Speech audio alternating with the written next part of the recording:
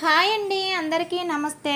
Welcome to SJN garden. ఈరోజు వీడియోలో విత్తనం నుండి హార్వెస్ట్ వరకు కూడా బీరకాయ మొక్కలకి ఎలాంటి కేర్ అనేది తీసుకోవాలి, అంటే మట్టి మిశ్రమం ఏ విధంగా కలుపుకోవాలి, పూత అనేది రాలిపోకుండా ఉండాలి అంటే మనం మొక్కలపై ఏమిటి పిచికారీ చేయాలి, మొక్కల మొదట్లో ఏం పోషకాలు ఇవ్వాలి, పిందె అనేది రాలిపోకుండా అంటే పండు బారిపోయి రాలిపోకుండా మనకి హార్వెస్ట్కి వచ్చినంత వరకు కూడా ఎలాంటి కేర్ అనేది తీసుకోవాలి అనేదైతే ఈ వీడియోలో చూద్దామండి.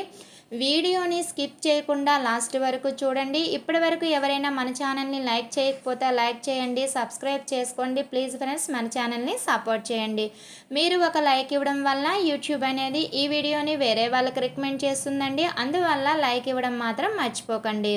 మట్టి మిశ్రమం కలుపుకునేటప్పుడు ఎర్రమట్టి అయినా పర్వాలేదు, నల్ల మట్టి అయినా పర్వాలేదండి. 40% మట్టి తీసుకుంటే 30% కంపోస్ట్ తీసుకోండి, 20% కోకోపిట్టు, ఇసుక అనేది 10% తీసుకోండి. వేపపిండి అనేది 2 నుంచి 3 గుప్పిళ్ళ వరకు తీసుకొని మట్టిని బాగా కలుపుకొని పాటుకు నింపుకొని విత్తనం పెట్టుకున్నట్లయితే మనకి వారం రోజుల కల్లా కూడా విత్తనాలు అనేవి మొలకెత్తుతాయి. ఈ విధంగా కనుక మీరు పాటింగ్ మిక్స్ కలుపుకున్నట్లయితే ఈ వర్షాకాలంలో నీరు అనేది నిల్వ ఉండకుండా వేర్లు కుళ్ళు అనేవి రాకుండా ఉంటాయి. ఒకటి ఈ పద్ధతి. లేదు మేము లేయర్ బై లేయర్ పద్ధతిలో మొక్కలు నాటుకుంటాము, ఆ విధంగా కూడా చెప్పండి అనేసి అంటే నేనైతే మాత్రం లేయర్ బై లేయర్ పద్ధతిలో మాత్రమే ఈ బీరకాయ విత్తనాలను అయితే నాటడం అయితే జరిగింది. అది ఏ విధంగా అనేది అయితే ఇప్పుడు చూద్దాము. ఒక కంటైనర్, అది ఏ కంటైనర్ అయినా పర్వాలేదండి, ఆ కంటైనర్కి హోల్స్ అనేవి ఎక్కువగా ఉండేటట్లు చూసుకోవాలి. హోల్స్ దగ్గర రాళ్ళు కానీ కొబ్బరి చెప్పులు కానీ, లేదు అనేసి అంటే బొగ్గులు, కట్టెలు కాల్చిన తర్వాత బొగ్గులు అనేవి వస్తాయి కదా, ఆ బొగ్గులు ఏవైనా పర్వాలేదు వేసుకోవాలి. వేసుకున్న తర్వాత ఆ రాళ్ళు అనేవి కదలకుండా మట్టిని గుప్పెడేసంత వేసుకొని కిచెన్లో వచ్చిన వేస్టేజు లేదా గార్డెన్లో వచ్చిన చెత్త అంతా కూడా ఒక లేయర్గా వేసుకొని దానిపైన 1 లేయర్గా మట్టిని అయితే వేసుకొని లాస్ట్గా కిచెన్ వేస్ట్ అనేది ఎక్కువగా వేసుకోవాలి. ఇక్కడ వీడియోలో చూస్తున్నారుగా ఎంత ఎక్కువగా కిచెన్ వేస్ట్ అనేది వేసుకున్నాను. ఇలా వేసుకున్న తర్వాత పైనుంచి ఈగలు దోమలు రాకుండా మట్టితో కవర్ చేసేసి నీడ ఉన్న ప్రదేశంలో 20 డేస్ అనేది పెట్టేయాలి. ఎందుకు 20 డేస్ పక్కన పెట్టేయాలి అనేసి అంటే ఏదైతే కిచెన్ వేస్టేజ్ వేస్తున్నామో దాంట్లో హీట్ అనేది జనరేట్ అవుతుంది. ఆ హీట్ జనరేట్ అయ్యేటప్పుడు ఏ విత్తనం పెట్టినా ఏ మొక్క పెట్టినా సరే చనిపోతుందండి. కిచెన్ వేస్టేజ్తో మీరు గనక మొక్కల్ని నాటుకున్నట్లయితే ఖచ్చితంగా మాత్రం 20 డేస్ గనక పక్కన పెట్టేసి విత్తనాలు అనేవి నాటుకున్నట్లయితే ఇంత చక్కగా మొలకెత్తుతాయి. నేను ఈ పై వరకు కూడా లేయర్ బై లేయర్ పద్ధతిలో వేసేస్తే 20 డేస్కి అది డౌన్ అవుతూ ఉంటుంది. అప్పుడు మనం విత్తనం నానబెట్టి నాటుకుంటే ఒక 5 డేస్కి మొలకెత్తుతాయి. లేదు అనేసి అంటే ఒక వారం రోజులకు పైనే పడుతుందనమాట మొలకెత్తడానికి. ఒక్కొక్క విత్తనం ఒక్కొక్కలాగా మొలకెత్తుతుంది. మొలకెత్తేసేసిన తర్వాత నేనైతే మాత్రం నానబెట్టే విత్తనాలను అయితే వేసుకున్నానండి. మీకు ఏ పద్ధతిలో నచ్చితే ఆ పద్ధతిలో విత్తనాలు అనేవి వేసుకోండి. కానీ విత్తనం వేసిన తర్వాత జర్మినేషన్ అవ్వడానికి మాత్రం ఒక్కొక్క విత్తనంకి ఒక్కొక్క టైం పడుతుంది. అది మాత్రం మీరు గమనించుకోవాలి. విత్తనం నాటలేదు కదా అనేసి అయితే మీరు తవ్వి చూసేయకండి, కొంచెం టైం పడుతుంది. అందువల్ల మీరు విత్తనం నాటిన తర్వాత కనీసం ఒక 15 రోజుల వరకు వేచి చూడండి. చూసిన తర్వాత అప్పుడు కొంచెం మీరు తవ్వి చూసినట్లయితే ఆ విత్తనం కుళ్ళిపోయిందా లేదా అనేసి అంటే తెలుస్తుంది. మనకి జర్మినేషన్ అయిపోయిన తర్వాత ఇలాగ తీగ రూపంలో పాకుతుంది కదా, ఈ బీరకాయలు అనేవి తీగ జాతికి సంబంధించినవి కాబట్టి ఇలాగ తీగ రూపంలో పాకుతున్నప్పుడు మనం వాటికి కొంచెం సపోర్ట్గా ఏవైనా కర్ర పుల్లలు కానీ లేదు అంటే ఇలా ఇనుప పుల్లలు కానీ సపోర్ట్గా ఇచ్చినట్లయితే వాటికి పాకుతాయి. పాకేసిన తర్వాత ఇలా మధ్యలో అంటే లేయర్ బై లేయర్ పద్ధతిలో ఈ మొక్కలు నాటుకున్నాం కాబట్టి ఆ మధ్యలో మనకి ఏదైతే మనకి ప్లాస్టిక్ డబ్బాలు ఉంటాయి కదండి, ఆ డబ్బాలకి ఇది నేను వాటర్ బాటిల్ అనమాట, వాటర్ బాటిల్ కట్ చేసుకుని కిందన హోల్స్ అనేవి చాలా అంటే చాలా ఎక్కువగా హోల్స్ అనేవి పెట్టుకోవాలి. పెట్టుకున్న తర్వాత ఏదైతే కిచెన్లో వచ్చిన వేస్టేజ్ ఏ వేస్టేజ్ అయినా పర్వాలేదు ఆ వేస్టేజ్ని మనము వేస్తూ ఉండాలన్నమాట. ప్రతిరోజు వచ్చిన వేస్టేజ్ని ఆ డబ్బాలో కనుక వేసేసుకున్నాము అనేసి అంటే దాంట్లో ఉన్న పోషకాలన్నీ కూడా ఈ మొక్క అనేది తీసుకొని మొక్క అంతా చక్కగా హెల్దీగా బ్రతుకుతుందనమాట. ఇప్పుడు పూత కరెక్ట్గా మనకి పూత సమయంలో వచ్చేటప్పుడు ఏమవుతుంది అనేసి అంటే కొన్ని మొక్కలకు ఏమవుతుంది, మగ పువ్వులు అనేవి ఎక్కువగా వచ్చేసి ఆడ పువ్వులు అనేవి తక్కువగా వస్తాయి. ఆ ఆడ పువ్వులు అనేవి తక్కువగా వచ్చినప్పుడు కూడా మనకి పాలినేషన్ అనేది సరిగ్గా అవ్వదనమాట. ఎందుకు అనేసి అంటే మనము టెర్రస్ గార్డెన్లో పెంచుతున్నాం కాబట్టి మనకి తేనెటీగలు అనేవి మన దగ్గర మొక్కలు ఉన్నాయి అనేసి వాటికి తెలుస్తుందా ఏంటి అనేసి అంటే తెలియదు కదా. అందువల్ల కొన్ని అయితే వస్తాయి, కొన్ని రావు. వచ్చి వాటంతటా అవే పాలినేషన్ చేస్తే ప్రాబ్లం లేదు. లేదు అనేసి అంటే ఈవినింగ్ 6 టైంకి మీరు 1 లీటర్కి ఒక 10 గ్రాములంత బెల్లాన్ని వేసి సాయంత్రం పూట పిచికారీ కనుక చేసుకున్నట్లయితే ఆ తీపి పదార్థానికి తేనెటీగలు అనేవి వస్తాయి అన్నమాట. వచ్చి మనకి పాలినేషన్ చేస్తాయి. ఆ విధంగా పాలినేషన్ చేసినట్లయితే మనకి పిందులు అనేవి కాయల రూపంలో మారుతాయండి.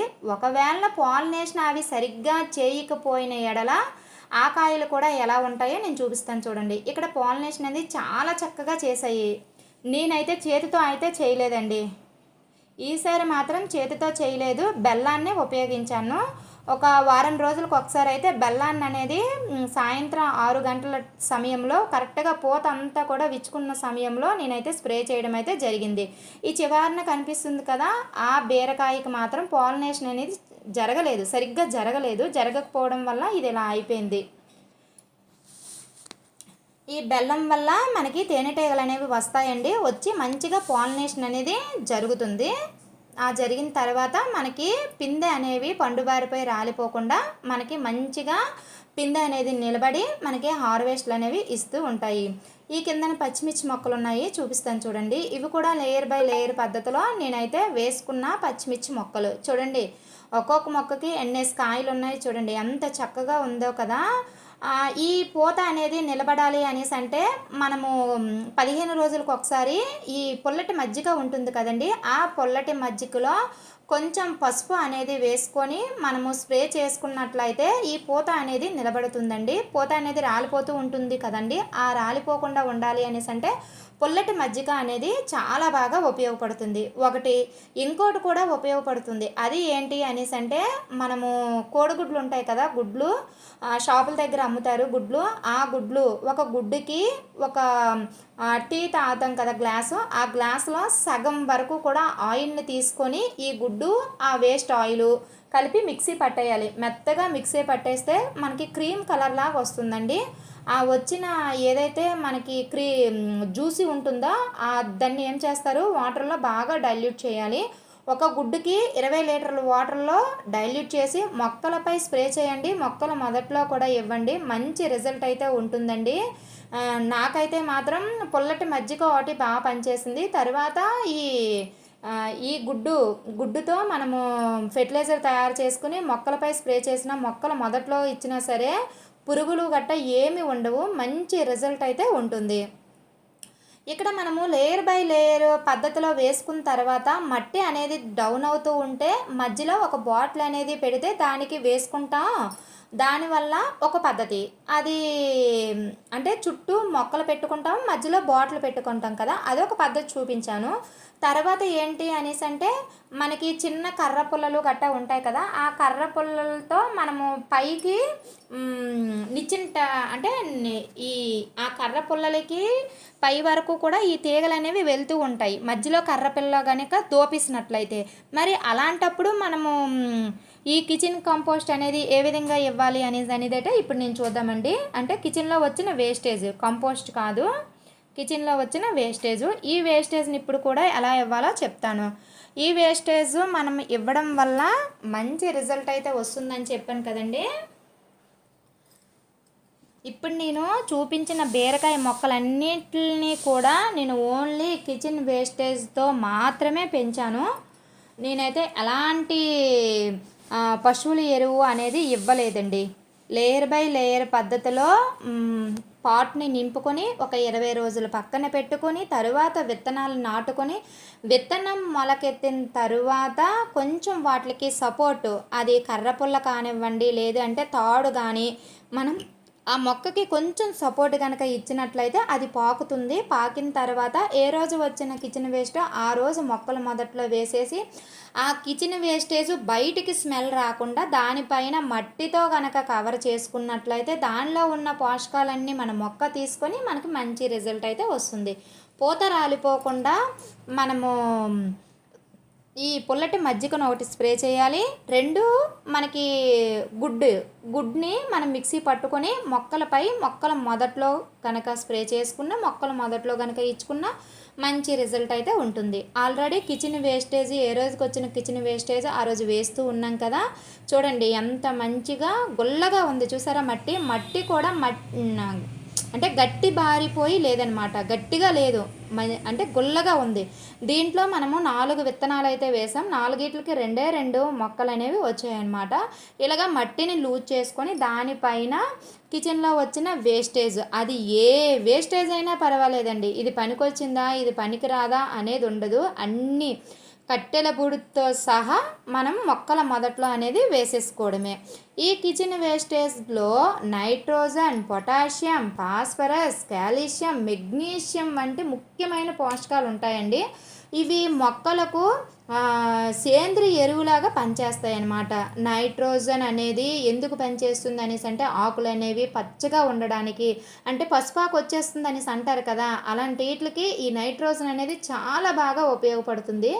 ఆ నైట్రోజన్ అనేది ఇప్పుడు మనం కిచెన్లో వచ్చిన వేస్టేజ్లో నైట్రోజన్ అనేది ఎక్కువగా ఉంటుందండి. ఆ ఎక్కువగా ఉన్న నైట్రోజన్ ఏమవుతుంది, ఆకులు అనేవి పసుపు పచ్చగా మారకుండా ఆకుపచ్చగా ఉండేటట్లుగా ఈ నైట్రోజన్ అనేది బాగా పనిచేస్తుంది. తర్వాత పొటాషియం, ఈ పొటాషియం దేంట్లో ఉంటుంది, అరటిపళ్ళు తొక్కలలో, తర్వాత బంగాళదుంప తొక్కలలో అనేది ఎక్కువగా ఉంటుంది. ఈ అరటిపళ్ళ తొక్కలలో పొటాషియం అనేది ఉండడం వల్ల పువ్వులు అనేవి బాగా పూస్తాయి. ఈ పువ్వులు అనేవి బాగా పూయాలి అనేసి అంటే అరటిపళ్ళ తొక్కలు అనేవి ఎక్కువగా ఇచ్చుకుంటే ఈ పూత అనేది చాలా బాగా వస్తుంది. ఈ పూత అనేది కాయల రూపంలోకి మారాలి అనేసి అంటే ఒకటి పాలినేషన్ బాగా జరగాలి. తర్వాత కాల్షియం లోపం వల్ల కూడా మనకి కొన్నిసార్లు ఈ ఏవైతే పిందులు ఉన్నాయో ఆ పిందులు అనేవి పండుబారిపోతాయండి. అలాంటప్పుడు మనం ఏం చేయాలి అనేసి అంటే గుడ్డు పెంకులు, ఆ గుడ్డు పెంకుల ద్వారా కాల్షియం అందుతుంది. మొక్కల యొక్క వేర్లు కాండం గట్టిపడడానికి చాలా బాగా ఉపయోగపడుతుంది అనమాట. తర్వాత పాస్పరస్, ఈ పాస్పరస్ దేంట్లో ఉంటుంది, బోన్ మీల్లో ఉంటుంది. మధ్యలో ఒక పిడికడంతా బోన్ మీల్ అనేది ఇవ్వండి. లేదు అనేసి అంటే ఈ కిచెన్ వేస్టేజ్లో మనం టీ పొడి అనేది కలుపుతాం కదా, ఆ టీ పొడి వల్ల కూడా మనకి పాస్పరస్ అనేది అందుతుంది. తర్వాత మెగ్నీషియం, కార్బన్ అనేవి ఎండుటాకుల వల్ల మనకి, తర్వాత ఈ కూరగాయల తొక్కల వల్ల కూడా మెగ్నీషియం, కార్బన్ అనేది మన మొక్కలకి అందుతుంది. ఈ విధంగా వేసుకొని ఈ ఏదైతే కిచెన్ వేస్టేజ్ ఉంటుందో ఆ కిచెన్ వేస్టేజ్ వేసుకొని దానిపైన అంటే ఈగలు దోమలు చేరకుండా ఈ పైన మట్టితో అయితే కవర్ చేసేయాలి. ఈ మట్టి ఏంటి తడిగా ఉంది అనేసి అయితే మీకు డౌట్ రావచ్చు. ఈ మట్టి వర్షానికి తడిచిపోయిందండి, అందువల్ల మనకి మట్టి అనేది ఇట్లా అయిపోయింది. ఒక 2 days పోయిన తర్వాత ఇనుప పుల్లతో మనం కొంచెం కదిపేసుకుంటే గుల్లగా మారిపోతుంది. ఈ విధంగా గనక మీరు మొక్కల్ని పెంచుకున్నట్లయితే, బీరకాయ మొక్కలకి ఇలా గనక మీరు కేర్ తీసుకున్నట్లయితే మంచి రిజల్ట్ అనేది ఉంటుంది. రిజల్ట్ అనేది చూసారా ఎంత మంచిగా ఉందో. ఈ విధంగా ఉండాలి అనేసి అంటే మనం కొంచెం కేర్ అనేది తీసుకోవాలి. ఒకవేళ మేము టెర్రస్లో నాటుకోము, కిందనైనా నాటుకుంటాము అనేసి అంటే కిందన నాటుకునేటప్పుడు విత్తనం నాటుకున్న తర్వాత అవి తీగ జాతికి చెందినవి కాబట్టి కొంచెం సపోర్ట్గా మనం పందిర్లు అనేవి వేసుకుంటూ ఉండాలి. ఆ పందిర్లకి ఇలా పాకి మనకి బీరకాయలు అనేవి కాస్తాయి అన్నమాట. ఇది ఇవాల్టి వీడియో. ఈ వీడియో మీకు నచ్చిందని అనుకుంటున్నాను. ఒకవేళ ఈ వీడియో కనుక మీకు నచ్చినట్లయితే ప్లీజ్ లైక్ చేయండి, ప్లీజ్ సబ్స్క్రైబ్ చేసుకోండి. ప్లీజ్ ఫ్రెండ్స్ మన ఛానల్ని సపోర్ట్ చేయండి. మంచి వీడియోతో మళ్ళీ కలుద్దాం. అంతవరకు బాయ్ ఫ్రెండ్స్.